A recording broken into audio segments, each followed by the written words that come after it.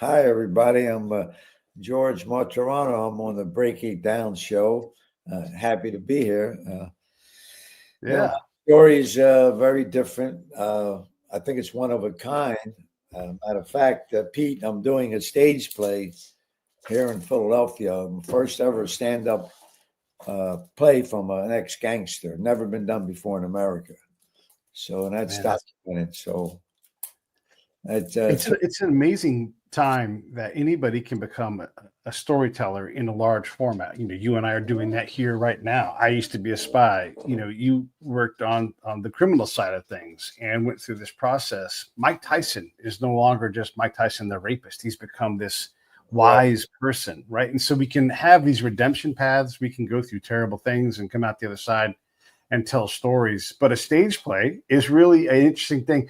What was the pitch meeting like for that? I mean, when you go to pitch and like, hey, I want to use some stage time and I want to tell the story, how Well, was that? fortunately, I got very well known for our first big project, which is Life No Parole, the George Martorano story. And that's on videomo.com on demand.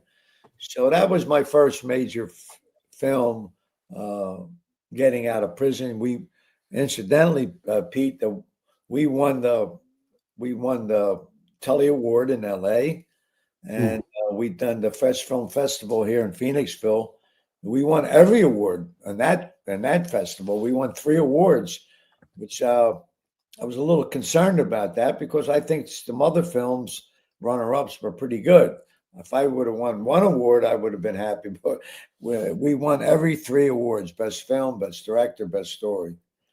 So it's a life, yeah, George Martorano, the Life No Parole story.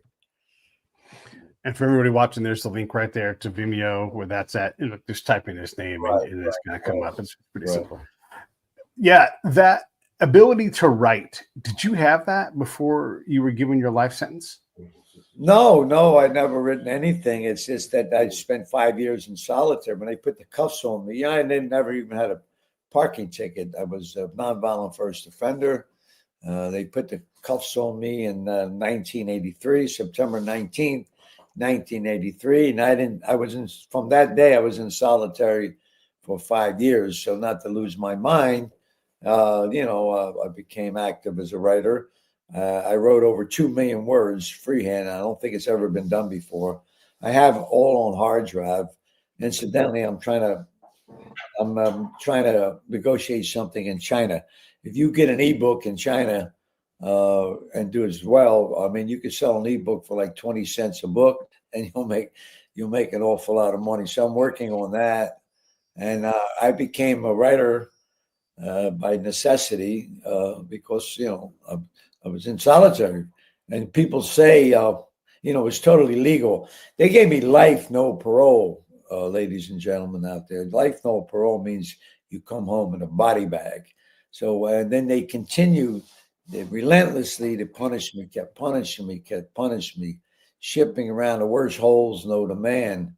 Of course, it was legal. There's a Supreme Court case called the Robert Strauss decision. Robert Strauss was the Birdman of Alcatraz, a Yep. great movie with Burt Lancaster. You cannot sentence somebody to solitary. So what they did is they kept moving me about every 6 months, horrendous jails. They got away with it mostly in the South. So I had to ride with that. And, rather than lose my mind, I did a lot of physical exercise and an awful lot of writing. And then as the years went by, when I when the prison authorities got to know who I was personally, I became a prolific teacher. I was a mentor educator, and I graduated over 8,000 inmate students. And that was a deciding Yeah. factor upon my release. 8,000. When you get a sentence, life without parole, I mean, you have to have done something, right? Like that's what we're all thinking. Why were they so strict with you? First time offender, never even a parking ticket. What connection do Well, you you got to look. have? You got to look at the full spectrum of my upbringing. Like we had 3 mob wars here in Philly, back to back. Over 80 guys were killed from Philly up to Newark, and I wasn't involved in that. My father was. Father was a gangster. I was just a guy selling weed, but they had no arrest after 3 mob wars. No arrest. Mm. I was young, a bunch of young guys. I was a knucklehead. I fell on a weed case, and Washington, for some reason, said, "Okay, squeeze him," and they squeezed him. What they did to me was insane, and I wrote it out. 32 plus years, and I don't know how I'm alive. Incidentally, I like to share with everybody. I'll be 75 on the 21st of December. And back in those days in prison and solitary, if you had to say that I was going to live to be 75, I said, "You're nuts." You're crazy. Yeah. Nuts. Well, happy birthday, because I probably won't talk to you then. I Yeah. appreciate you coming on and celebrating with us. The life without parole, that has to settle in over and over again with you. You're like, I'm really never getting out of here. I'm really never getting out of here. And did Well, you have any kind of, yeah. I was the 4th person in America to get it. The 3 before me were repeated violent offenders. One was a buddy of mine, Herbie Sperling. Mm. He was a driver for Murder Incorporated when he was a kid. And I was the first person in the state of Pennsylvania to get, they didn't use that sentence, life, no parole, because they felt it was too harsh. Actually, it was written in the law in the Nixon administration, but they didn't use it. And then they started using it. Like I said, I was the first person in Pennsylvania. Actually, I beat the case the first time. Beat it. And they gave it to me again. Again, never been done before in a federal courtroom. How can you beat the case and give it to me again? So it became a very insane personal. I had a personal thing with the federal government here in Philadelphia. Personal thing. And they just didn't know why they couldn't break me. They just couldn't figure out why they couldn't break me. And So your dad's association with the mob is part of what contributes to your long sentence? yeah, Again, you're just a dude in the mob. Was Raymond Long. His nickname was Long John. He was a top gangster, big earner in the city. And my judge was, they accused my father of killing this union guy, and it was the judge's best friend. So I was like, I didn't have a chance. The judge hated me. Washington was very hard on the FBI here in Philly because they were arresting nobody. And it was just that for some reason, the heavens chose to bring down the wrath upon me. And believe me, Pete, you have no idea. You have no idea what I went through. No idea. I did a series with a bunch of guys who had committed murder, and we're going to go to jail for the rest of our life, at least as far as they knew. And they ultimately all got out and they rehabilitated themselves. But one of them was a guy named Shaka Senghor, and he did years and years and years in solitary. And he went on a tour of prisons after he got out, and he was in Europe. And he was telling, I think he was in Germany, and he was telling them, yeah, I did all these years in solitary. And the person was like, why would your country ever do that to somebody? Why would they put them in a room by themselves, and expect them to not come out damaged? It was, it was such a different approach. When you look at your time at solitary, is there anything that you gained of value through that time that would justify that kind of well, bottom line is you learn patience. One thing you learn is patience, because you ain't going nowhere. You got your 4 walls. You go to sleep with 4 walls. You wake up with 4 walls. So, but I'm proud to say I did I couldn't say I was the first ever, but I did the impossible. I made myself known to the world, writing hard copy to the world. Short stories, poetry, things like that. So either it's going to destroy you or you make it out of there. There's no way, fans or buts. It's going to destroy you or you make it out. I've seen it destroy so many men. And incidentally, Pete, when we talk about prison, you got to remember it's a woman's things too. There's women incarcerated that suffer. Right. Yeah. Man, you were talking to one of the shows I saw about how you just got a pencil and just started writing on the walls. Oh, yeah, that was a rough one. Yeah. Uh, You didn't I, even have light. Yeah, yeah, dig into that for me. yeah. I was designated to Marion, Illinois, the worst prison in America at the time, and I get there in November of 1984, and they just had killed two guards 2 months prior, brutally killed them.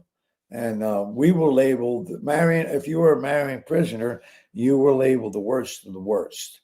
So I had a ride with all that. Every time I went out on writ or left the prison, I was tortured, literally tortured, uh, because we were known as killers of guards. I didn't kill any guard. It was a guy named Silverstein. He killed the guard. Another guy named Fountain.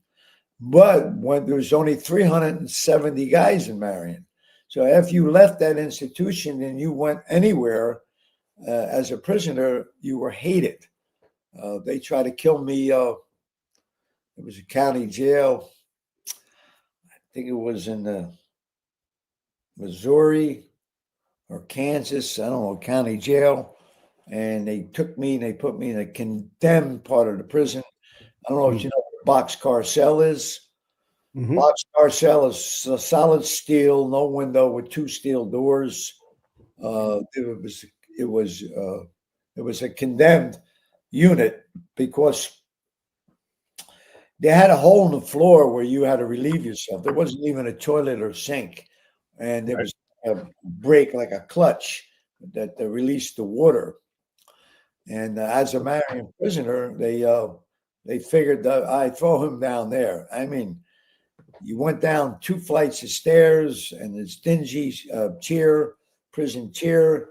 No one's there. They had a few cells, and they throw me in this boxcar cell, and no one has been down there for years. And naturally, they have to feed you. They feed you like an animal because the boxcar cells don't have any food slots. They have a little square at the bottom of the door, little hinge, and they push your food in with a stick like you're an animal. But no one told me them cells weren't used in a long time, and that food brought rats in through that hole. You relieve yourself, and those rats, and I literally fought rats. It was so dark. Well, the worst thing about it, I was on there. The light bulb went out the second day. They had a string with a light bulb, and the light bulb went out, and I couldn't see. And I'm yelling for a light bulb and this and that, and they didn't care. They literally want me to kill me. So now I hear this noise and this scraping, and then you couldn't see the rats until they were right on you because it was so dark. And good thing I had the bus shoes in my hands, and I'm fighting these rats. I fought them for 2 days, and I was very exhausted. I think when I pass out, these rats are going to bite the hell out of me. But one guard had compassion. You know what his compassion was, Pete? A bucket to put over the hole so the rats couldn't get to me. So I lived there for a long time. In dark, you start losing your mind. You don't know what day it is. And when the food came through the slot one time, I was on my knees, and I caught through a little light. I seen a pencil under the bunk. So I got the pencil, and I started writing. And I used to sharpen it with my teeth. I had to eat lead. Jeez. Yeah. And I started writing all over the cell, writing poetry and writing this and that, just not to lose my mind. And when they finally let me out of there, weeks went by anyway, I heard the guard said, "Oh, he wrote all over the cell. He wrote all over the cell." And that's what you had to live with it. And that's only half of it. Then they stuck me in a criminally insane unit, Springfield, Illinois, because I was a Marion prisoner. And the criminal insane unit was some hard time. So you got nothing, when you got life, no parole, you're dying in jail. So what's your recourse? Your recourse is to survive. That's your only recourse. Yeah. How long were you in the boxcar cell? Do you know how long it was? I lost count days. I lost count. I don't know, 2-3 weeks. I don't know. And then I fell around the holidays. So when you're in transit in the holidays, the marshals just leave you. They're not worried about me. They're going to enjoy their holidays. And that was that experience. And then, like I said, the criminally insane unit in Springfield, Illinois, was another nightmare. For 2 months, they had me in a criminally insane unit, and they actually had me leg iron to the bunk. Leg iron, the only thing could reach flat in the toilet. I lived 2 months. It all just seems so impossibly cruel. I mean, okay, one thing to go to prison, but to be in solitary and then having to fight. Look, it's unsanitary to not, to have to fight off rats and not to be able to. Yeah. Well, they wanted to kill anybody who had a Marion designation to be a Marion prisoner. They wanted to kill you because these nuts, they killed these guards brutally. It's documented. A guy named Silverstein, a guy named Fountain. So I got there 2 months after all that, and I just got caught up in it all. And you had to ride with it. I don't know how I'll be 75 Saturday. Yeah. Back then I was only in my 30s, young 30s. So I don't know how I survived all these years. Don't know. When you were talking to, did you have any kind of family or friends that visited you when you're telling them this? How does that impact them? Never complained. Never complained once on the phone, never complained once in a letter, never told anybody what they were doing to me, never. My mother would lost her mind. I never, I figured this is it. You draw the line. You had to draw the line within your own soul, your own mind, your own courage. You had to draw the line. And you die. They tried to kill me one time. I think it was Terre Haute. I was in transit, and when you're in transit as a Marion prisoner, you could be 500 guys moving in transit unit, but they keep you by yourself, locked in by yourself. Mm-hmm. It was Terre Haute in transit.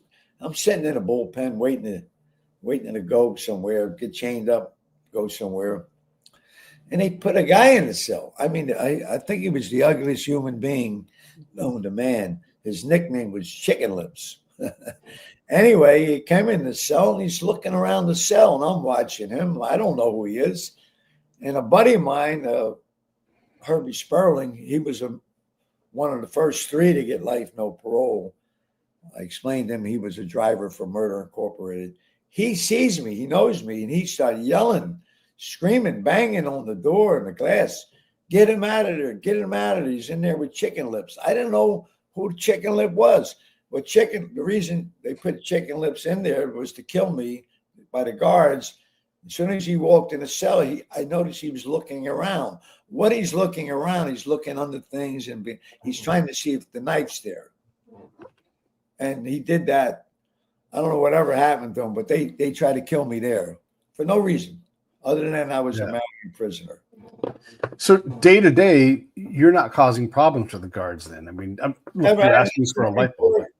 In 32 plus years, I have the most stellar record in the history of the Bureau of Prisons. Stellar record. Yeah. There wouldn't be, you heard the word reentry? Yeah. Well, I created reentry. I created the whole reentry system, okay? I don't know if you know the skills programs in the federal Bureau. I created all that. I did all that, but I never took credit. I always had the warden. It wasn't for me, there wouldn't be reentry in America. But anybody thinks they're going to outshine a warden is but a fool. So I made the wardens take all the credit, but that's the skills program is the most funded. Bureau of Prison operates right now, Federal Bureau of Prison, about 12 billion. And out of that, those billions, a big portion of that is the skills program. Let's go back to when you get into the insane ward. What is that daily condition like? Are you in a room?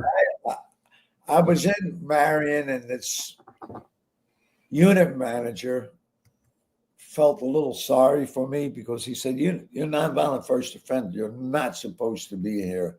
So what we're going to do, we're going to send you to Springfield to do a psychiatric evaluation.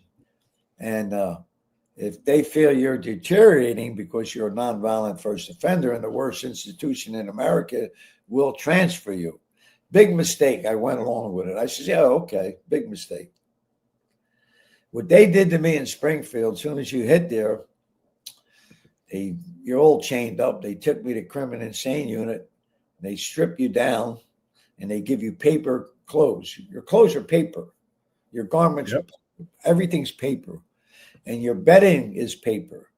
The reason is that because they don't want you using your clothes to hang yourself. Even though the cells are extra, the ceiling's very high. And like I said, they put a leg iron on my left ankle, and I only can reach the toilet or the food slot. And I did a summer of '85 in the criminal insane unit, and they had this treatment. It's called Dr. Stark, STARK. This Dr. Stark treatment. What they do is they want to see if you're going to be violent.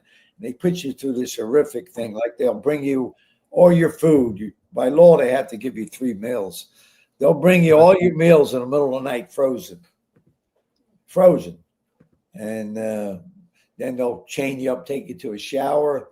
It's a little cage, really. They keep the leg irons, the handcuffs on you, and they throw you in a shower on the cold water. I stood on the cold water for hours, which made me I'm a cold plunger till today. And I like it in here. Yeah, well, that's what they do. They listen. People don't understand. Once you have a number, you're not a person anymore. You have a prison number, and it's still prison today. It's still not that nice. You still in federal system. You still have 85%. Nothing has changed. That 85% of your time in a lot of these states. So with this Biden administration, you didn't hear one word about prison reform. Not one word. I don't know what's going to happen with the next administration, but not one word. He pardoned a bunch of people. But that's not my life anymore. Thank God. I'm doing very other productive things in business and such. Going back to the insane ward, were you in your own room? Are you in a cell? How does that? Because I'm picturing like a hospital ward, right, with beds and nurses. And you're in a cell. You're in a cell by yourself, and that's it. And don't ever believe that about when there's a full moon. It's fictional. Because I was there 2 months in the summer of 1985, and when there was a full moon, that unit went off. That unit went off. I don't know how many were in the unit. It was a big cell block. Everybody was single. They're screaming and howling and things. So I'm a believer in full moons. Matter of fact, when there's a full moon, I try to watch myself. Would anybody fake it to try to be in the insane ward, or is it a miserable experience? No, you don't fake that word. Believe me. I got wrecked one time, inside wreck, which was it's like cages, 3 small cages, about 10 by 10. And they stuck me in the middle. And I was just so happy to be out of that leg iron. And, I'm working out, always worked out, good shape. I'm doing burpees and push-ups. And they put another guy in to my left, and they put another guy in to my right. There was only 3 cages. And I noticed this one guy, I don't know if it was the right or left. Everything I did, he did. Every time I moved, he moved. Every time I did a push, I say, "Hey, what's up with you?" He said, "He's trying to shoot me." I says, "Who?" The guy on the other side. They're so ingenious, these prisoners. He made a zip gun out of a radio aerial. He made a zip gun. And he's trying to shoot this guy. This guy was his enemy. That's why the guy was following me. The zip gun, they make it out of it's like an aerial from a radio. And they have a rubber band, and they make the gunpowder. They make the gunpowder from matches, and they get a coin. I don't know what the coin. They scrape the nickel. They get I forget the mineral name, and they make the gunpowder, and then they stick a screw. And this guy's trying to shoot the other guy. Anyway, I finally dove down real quick, and I hear pow, and he shot the guy, hit him on the shoulder with a screw. So that was my wreck. That was my wreck in a criminal insane unit. That's That's crazy. How did you end up getting out of the criminally insane unit? Did Well, I did the Stark evaluation? program. They had to put me Yeah. through the Stark program, and there was a mob guy there. I don't know if you ever heard of Fat Tony Salerno. He was a good friend of mine. Mm-hmm. Mob boss for over 40 years. He was in the institution, another section of it, and he sent this lieutenant that he knew. He says, "Go tell." They call me Georgie. That's my name. The mob calls me George. Go tell them they're going to give him this treatment and tell them to ride. In other words, don't go off. Because if they go, that's what they want you to do. They want you to go off, try to attack them, try to threaten them. So I had to be very patient to go through the Stark treatment, but it ain't nothing nice. Not nice. And when I finally got done after 2 months, I had to see the psychologist, to clear me out of there. And I'm all chained up and I'm talking to him. And he wanted, for some reason, he wanted to check what time it was. Guess where the watch was? And on his ankle. Oh. He looked at his ankle to see what time it was. And I'm saying, they think I'm nuts. Yeah. Right. Along the way, you must have had appeals. I mean, ultimately, you get out of prison. Well, nobody What has was it no appeals to me. I had 32 appeals. I'm the most appealed federal prisoner to date. Nobody. Yeah. Right. And so did you have hope with these appeals? Was it nice to at least get out of the prison and go to court? I don't know. I'm just one of the guys that it's inside me. I don't quit, never give up. I got myself out of jail. I created my own case law, and which is very hard to do. I created my own case law in another circuit in New York City, and I won that for a guy, and then I brought it into the Third Circuit. It took 4 years. So I'm very good with federal law out of necessity. Right. What is that case law? What does it look like when you're that case was the Holloway case? Okay. Which is two-prong. Basically, it's two-prong. You had to be languishing in prison, and you had to have a good prison record. And I brought that case to the Second Circuit and won, but they never would let it go. What's the right word? Into law. It was always done under seal, because they didn't want the case revealed because it would open a floodgate. And the same with when I brought it to the Third Circuit. They always kept it under seal. That's how evil they are. It could have helped a lot of people get out, but they're very evil. Very evil. Yeah. Yeah. When it did break out, did the floodgates open, and was it successful, or was it a bad decision? Well, they kept it on the seal. That means they're not releasing it to the law books. But I mean, you got it into law, though, right? I argued with my lawyers. No, could never get it in the law books. I argued with my lawyers. They said, "George, you're going to get some relief real soon." I says, "No, I want it published in the law book so it could help other people." We argued for weeks, me and my lawyers. Said, "George, you can get out." And I said, "What's the good getting out if I can't help all these other poor souls?" So we went back, and finally, my lawyer and my family, they wore me down, and I agreed to get released under seal. But it took you 32 years. That's the way it is. That's the way it is. Either, yeah. Well, I do a lot of advocate work. I do a lot of speaking to young people, and I tell them, listen, if you want to throw your life away, this state or federal government will take it. Yeah. Did you ever become accustomed to prison? I mean, after 30 years, 3 decades. I mean, it's called institutionalized. I actually physically saw that more than once. I seen one guy was in Lewisburg Federal Penitentiary, and the black guy was supposed to go home, and he actually went in front of the cell block with these sets of bars and wrapped himself with his legs and his arms within this bars. They couldn't get him. Just go home. Couldn't get him. Go home. I seen that twice in my incarceration. Wow, that's crazy. Institutionalization. Yeah. Thank God I didn't get that bad. Thank God. But that is a real situation. Institutionalization. That's a real emotional situation. The people that you met in prison, I mean, you help all these people graduate from things, all this work that you do, you must have just a zillion friends in and out of the prison system. Yeah, yes and no. But when I came home, I had nothing, So I had a life. I had a daughter. I kept my advocate work isolated. We still do it. I will help a prisoner, he or she, but before I even get involved with you, I want to see your progress report. Every 6 months in prison, whether state or fed, you get a progress report, which tells you what you've been doing as a prisoner, what you've been doing, taking classes, getting in trouble, not getting in trouble. So once I read your progress report, then I'll decide whether to get involved with your case. Right. Right. What does it look like when you get involved? Like, how are you helping those guys? Just tell them direction, how to get out. Right now, the system's still screwed up. You still do 85%. But I look at it in a different light. I know how to look at cases in a different light. I got one guy out after 22 years by just writing a letter.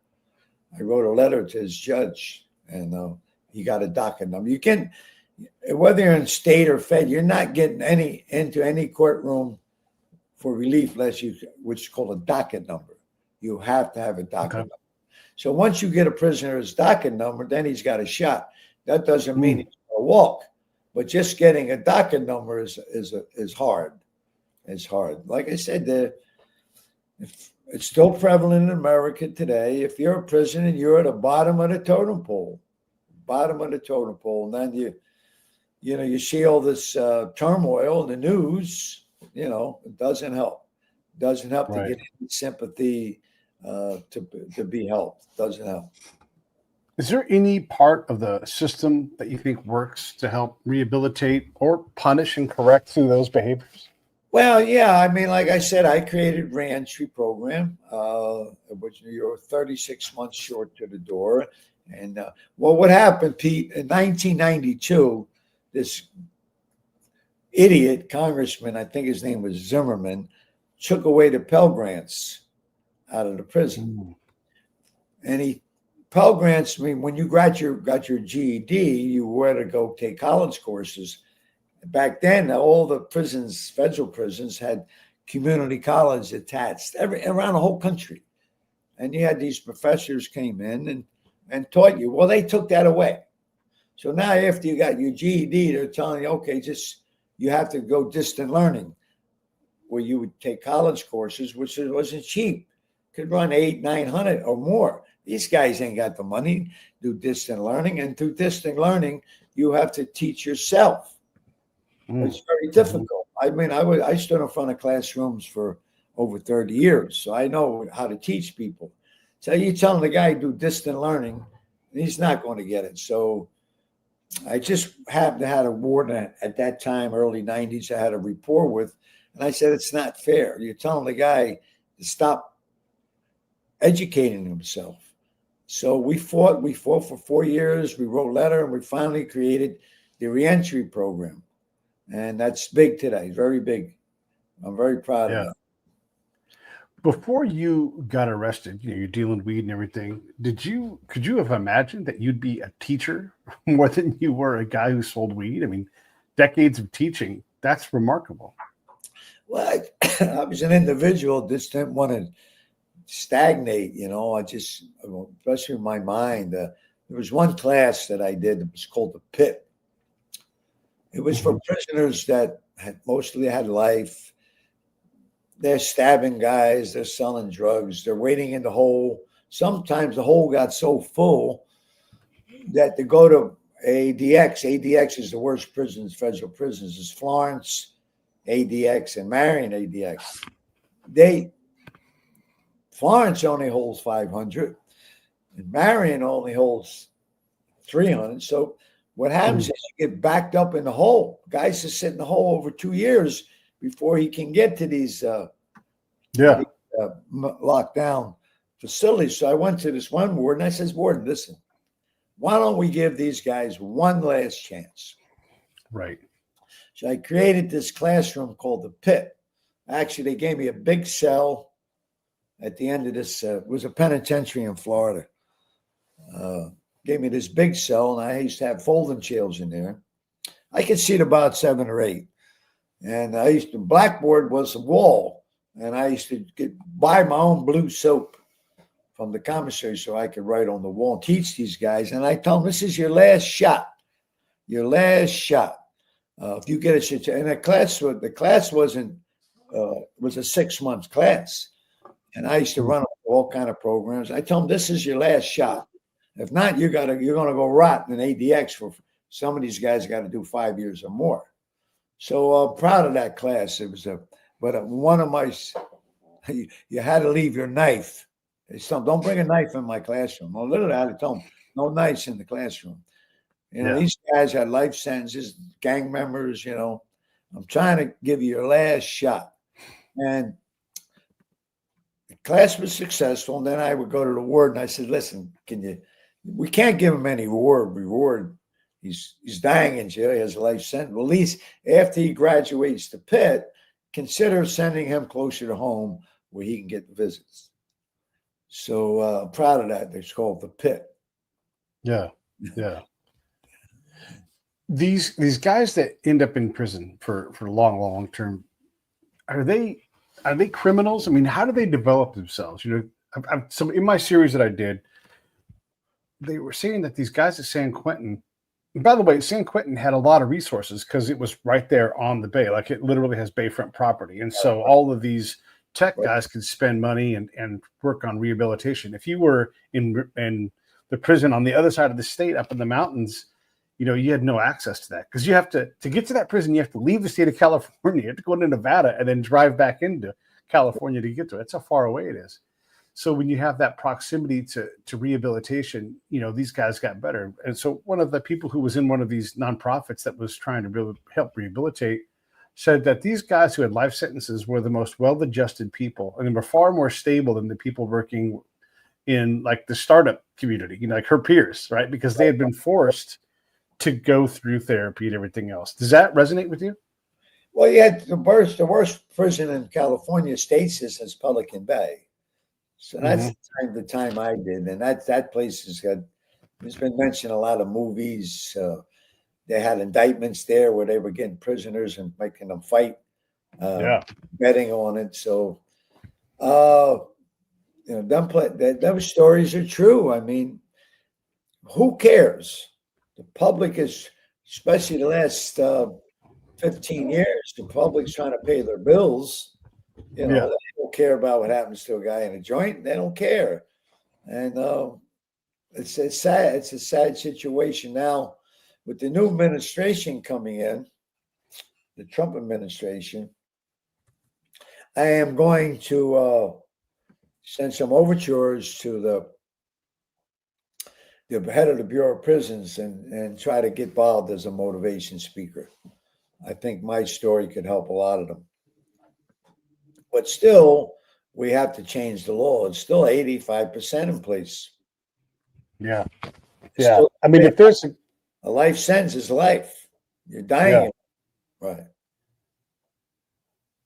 If there's one guy that you can maybe get in front of and convince him to do a better way, I would think for Donald Trump, for all his flaws and negative things, he does seem willing to hear ideas, and he likes Mavericks, and you're certainly of that color. You're like, hey, I was in prison for 30 plus years. I believe in writing letters. I think letters is a lost art. Matter of fact, I had a program a few months ago in New York, and I told the audience that, writing letters is a lost art. So I'll just start writing letters and see the response I get. But I don't want to go to no low facility, soft facility. I want to go to hardcore, where I came from, and hopefully change these. They believe there's no hope, but hope is not given to you. I created my own hope, so that's the message I want to try to get these guys to create their own hope. Yeah, that's a theme that I for sure saw with these guys. They had to believe that there was something for them, even if they never got out. They had to improve themselves, and the theme is these guys said, and these guys don't know each other. they go to prison for murder or 3 strikes, and they're never going to get out. And then right around 11 years in, they realize it's up to them. Right. It's their fault that they're there. They made these choices. Whether or not they were guilty of the crime, they put themselves in a situation where the crime happened. And so they're like, now I have to do something about it. And then they spent the next 10 to 15 years trying to become the person that when you sit in front of the parole board, like one of the guys, he killed a guy in a fight and did 25 years. And he said, I asked him, like, when were you ready to get out? And he said, it was the last time I sat in front of the parole board, because I had finally realized that these guys weren't my adversaries. They were my advocates. And I had always seen them as part of a system designed to keep me in here. And when I realized that they had to speak for me to say that I was not going to be a problem anymore, it changed how he approached the whole thing. And it made it so that he could get through. It's just a shame that it takes so long to do that, because now he's this wonderful, well-adjusted guy. He's done this terrible thing, but he also has spent decades atoning for it. And in a way that I think most people would say, yeah, that's the kind of person we want back in society. Well, like I said, our system is still screwed up. All these states adapted 85%. The budgets have not grown. And I actually used to sit in budget meetings with the psychology and education department. They should write me into so I could order supplies and videos and stuff like that. But the only thing you can do is believe in yourself, number one, and keep going. That's the only thing you can do, and then something will come down. Like my last 3 months incarceration was a movie in itself. So you just got to keep going, Pete. Got to keep going. And it's hard to say that because there's very few of us become stellar, not only in your incarceration, not only in what you're doing, but unto yourself. It's very hard. It's very hard. Believe me. Yeah. Well, I can imagine it's easy to give up too. I mean, it's easy to become hopeless. I'm so proud of now. I have few companies now. I come out of jail with nothing. I'm the grow father. I don't know if you know that. I have this company in Jersey. It's called the Grow Father. It's doing very well, and we have a lot of jobs that we're creating. I have a beer company in Jersey called the Grow Father. Again, what I'm most proud of is I'm creating jobs. And before I kick the bucket, I hope in my legacy that I'll have 2,000-3,000 jobs forevermore for these young people. I love it. Yeah, right. It is. How does it sit with you that we've become so permissive with marijuana, which is the thing that took 30 years of your life away from you? Now it's like, not only can you grow it, we're going to make it legal and we're going to incentivize you. Well, that's a funny story. I was in a penitentiary and my warden came to my cell. He says, you know what? I just came back from Colorado. Colorado, I think, was the first state to go rec. And he says, all I thought it was about you. I said, why? He said, well, my wife likes that stuff. And she went into a dispensary, and all I could think about, my wife's in there buying what you're sitting in a cell doing life, no parole. And I said, well, that's good, but I'm still here. I'm still here. So it was difficult. It was real difficult. And then there was a domino effect. A few years went by, then California went, and this state went. And like now, I'm licensed in Jersey. And a lot of these states, these licenses are not cheap. They can run $1 million to $2 million. But there is in their law for licensing, nonviolent first offenders for cannabis waives the fee. So that's a lot has changed. A lot has changed for the better. But we're still not there yet. We're still not there yet. When you're this, and not even model, but ideal inmate, someone who's in prison and has definitely rehabilitated, you're making your community better by graduating these guys to whatever programs they're in, in your advocating, and you talk to these wardens. Do they treat you differently? Are you treated better within the prison? How does I had a lot of respect because of I graduated over 8,000 inmates in 10 years. Right. Yeah. That's 400 students every season of the year. But the worst thing you can do when you go to an warden I never went up to a warden unless they sent for me. And when you go up to them, you can't use the word I. You know, you could say, listen, maybe we can do this, and hopefully you can do that. Because guess what? If these wardens think you're going to outshine them, it's very simple. 3 o'clock in the morning, your cell door is going to crack. They're going to put you on a bus somewhere. So you have to be very smart unto yourself. So I did a lot of accomplishments, but I never took credit. Never took credit. Always like the But warden. those guys know it, though. Do they acknowledge it? I mean, when they Wardens see knew you that. graduated. Wardens knew that. They gave me in other words, you're my buddy, and you had a bad day, so you went and had a few drink. You know, they make booze in jail, Yeah. and you knock the guy out. Now you're in the hole. So that's where I got my. I go to the warden and say, "Listen, Pete's a good guy. Come on, give him a second chance." So, and I always got that. So I had a lot of my own personal power, but I used it in the right light.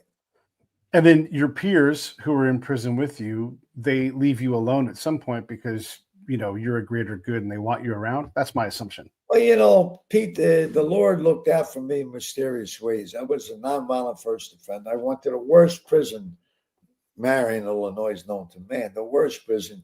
You had all the big shot callers there, the Alien Brotherhood, Mexican Mafia, Black Guerrilla Movement, etc.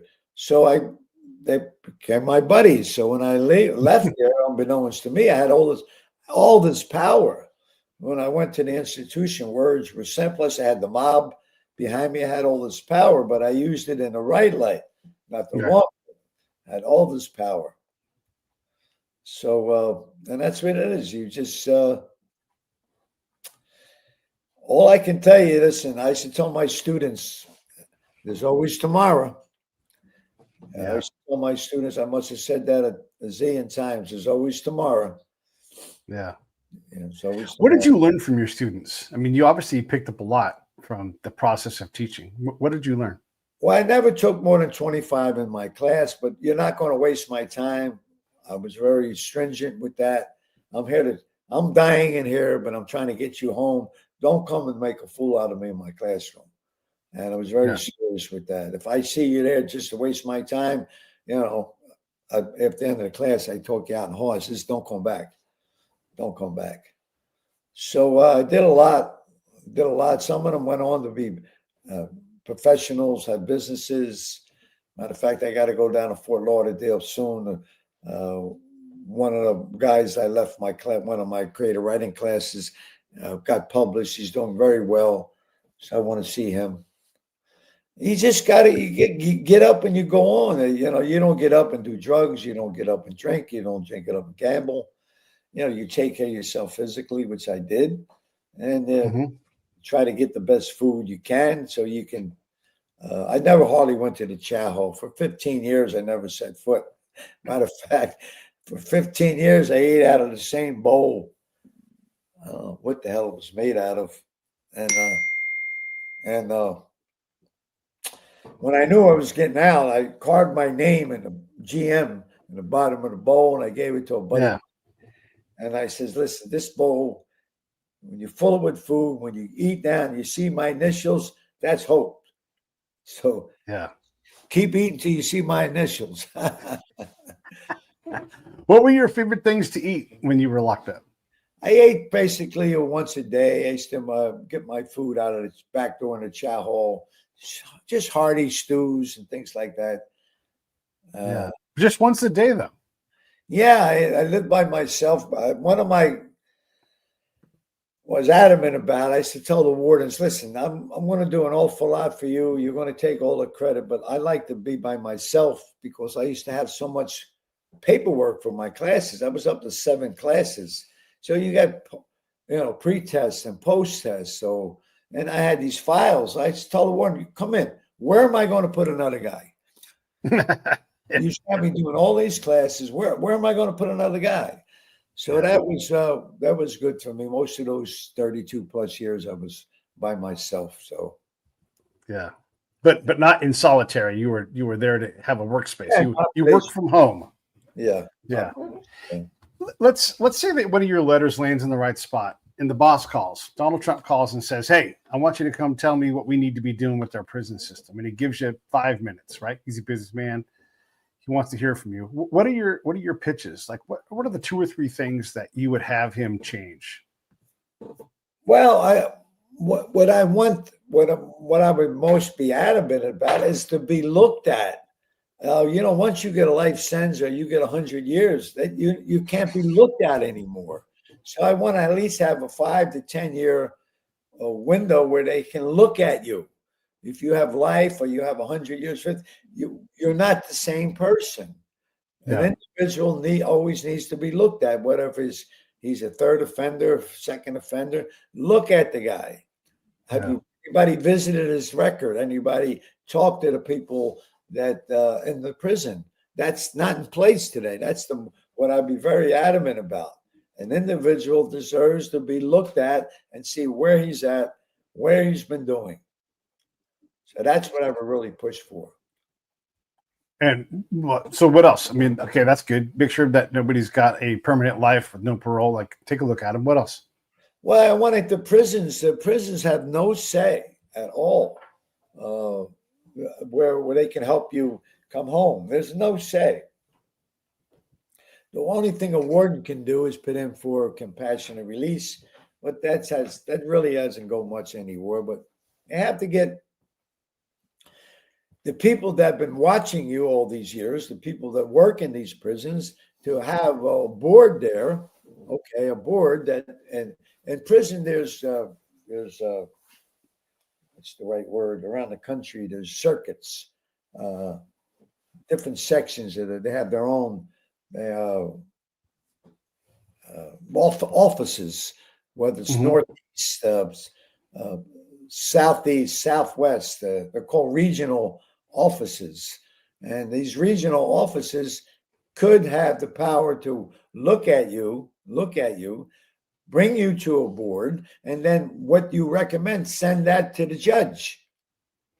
That's what I'd love to have, a place, these regional boards, where they can look at the individual.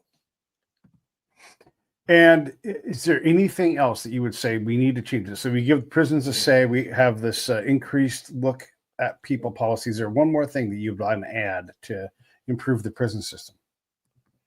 Well, bring back college courses. That's still not in place. They took away the Pell Grants. It's still not in place. Definitely bring back the Pell Grants. That's number one. Because not only that, when you get these college professors coming in and they're teaching you, they're graduating you, you have a rapport.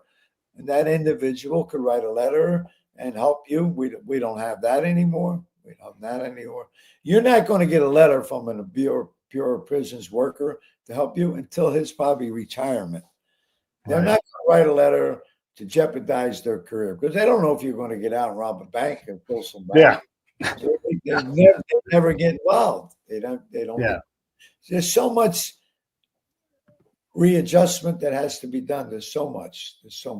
Mm-hmm.